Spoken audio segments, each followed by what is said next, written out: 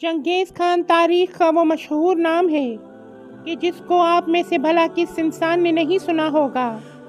क्योंकि दोस्तों ये उस खतरनाक इंसान का नाम है कि जिसको तारीख का सबसे बड़ा जालिम और सबसे बड़ा कातिल इंसान माना जाता है। चंगेज़ खान मंगोलों का सरदार था कि जिसने अपने दौर में न सिर्फ दुनिया की सबसे ताकतवर सल्तनतों में से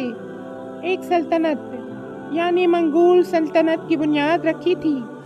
बल्कि साथ ही साथ अपनी सल्तनत को बढ़ाने के लिए हमारी दुनिया के करोड़ों लोगों को हमेशा हमेशा के लिए उसे ख़त्म कर दिया था। चंगेज़ खान की फ़ौज जिस इलाके में भी निकल जाया करती थी, उस पूरे इलाके को ही वीरान कर दिया करती थी। इंसान तो इंसान, बल्कि सांस लेने वाला कोई जानवर भी जिंदा नहीं बचता था।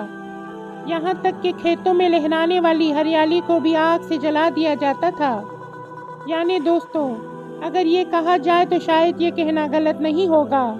कि उस दौर में खौफ और डर का दूसरा नाम ही चंगेज़ खान था। आज की तहरीर में हमारा टॉपिक चंगेज़ खान की ज़िंदगी नहीं, बल्कि उसकी मौत और उसकी वो कब्र है कि जो आज तक हमारी दुनिया के लिए एक खुफिया राज बनी हुई है। चंगेज़ खान को इस दुनिया से गुजरे हुए भले ही सैकड़ों साल गुजर चुके हैं, लेकिन उसके बावजूद आज भी वक्त वक्त पर चंगेज़ खान की कब्र से जुड़े बड़े बड़े खतरनाक और डराने वाले दावे होते रहते हैं। बात करें चंगेज़ खान की मौत के बारे में तो आपको बताते चलें कि चंगेज़ खान की मौत 1227 में हुई। लेकिन चंगेज़ खान की ये मौत कैसे हुई थी, इस बारे में हिस्टोरियन अपनी अलग अलग राय रखते हैं। लेकिन वो चीज़ कि जिस पर सारे ही हिस्टोरियन एक राय रखते हैं वो ये है कि मरने से पहले चंगेज़ खान ने अपने बेटों और अपने तमाम गुलामों को ये नसीहत की थी कि मरने के बाद मुझको एक ऐसी खुफिया जगह पर दफनाया जाए कि दुनिया का कोई भी इंसान लाखों कोशिशों के बावजूद भी मेरी कब्र तक ना पहुंच सके। यानी मरने से पहले चंगेज़ खान का ये ख्वाब था कि मेरी बॉडी को एक ऐसी जगह पर दफनाया जाए कि जिस जगह उस पर दुनिया का कोई भी इंसान कभी भी ना पहुंच सके। और यकीनन चंगेज़ खान की मौत के बाद उसके बेटों और उसके गुलामों ने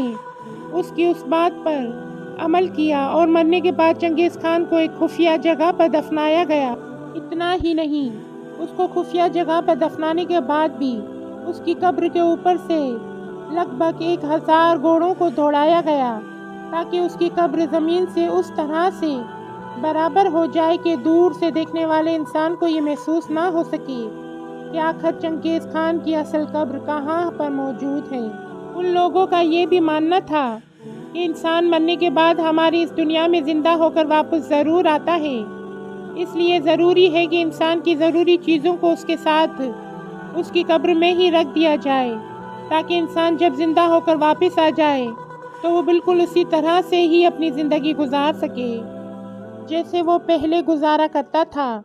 यानी वो लोग ये सोच रहे थे कि जब चंगेज़ खान दोबारा ज़िंदा होकर वापस आएगा तो बिल्कुल इसी तरह से ही अपनी सल्तनत चलाएगा कि जैसे मरने से पहले चलाया करता था। और हैरानी की बात यह है कि कब्रों में चंगेज़ खान के साथ दफनाई जाने वाली औरतों में उसकी गुलाम लड़कियों के साथ साथ उसकी खुद की बीवियां भी मौजूद थीं। और उन सभी औरतों को बिल्कुल उसी वक्त कत्ल करने के बाद उस कब्र में दफनाया गया था।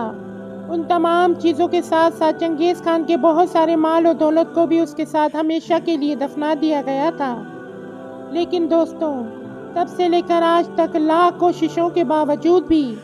कोई भी इंसान ये पता लगाने में कामयाब ना हो सका कि आखिर चंगेज़ खान की वो कब्र कहाँ मौजूद है। चंगेज़ खान के मरने के बाद उसकी कब्र को कितना ज़्यादा खुफिया रखा गया था, उस बात का अंदाज़ा सिर्फ इस बात से लगा सकते हैं कि चंगेज़ खान की कब्र का जिक्र उन किताबों में भी नहीं मिलता जो हिस्ट्री की किताबें चंगेज़ खान के दौर के आसपास ही लिखी गई हैं, बल्कि उन किताबों से ये भी साबित होता है कि उस दौर में भी चंगेज़ खान की कब्र दुनिया वालों के लिए एक खुफिया राज थी। यानी उस दौर में भी उस दुनिया का कोई इंसान ये नहीं जानता था कि आखिर चंगेज़ खान की कब्र कहाँ है और कहाँ पर मौजूद है। यही वजह है कि तब से लेकर आज तक लगातार ये दुनिया